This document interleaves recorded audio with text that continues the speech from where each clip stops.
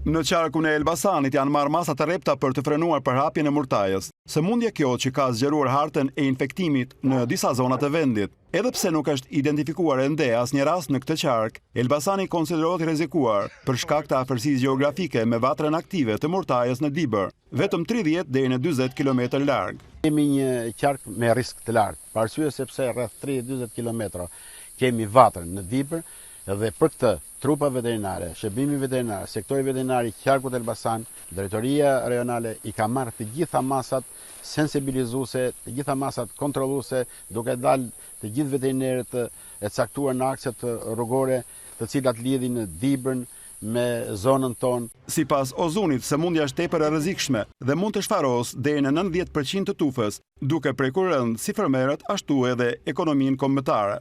Kjo është një sëmundje e cila e ka koeficientin deri në 90% të shurjes tufës dhe në gjuhën popullore le bariun me krap në dorë.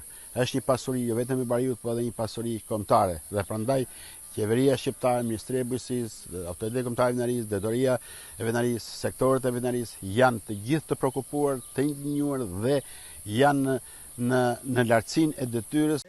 Masat e marra gjithashtu përfshin ndalimin e lëvizjes së baktive dhe izolimin e kontakteve mes kafshëve, sidomos në zonat kufitare si Librazhdi, që shtrihen në drejtim të Dibrës.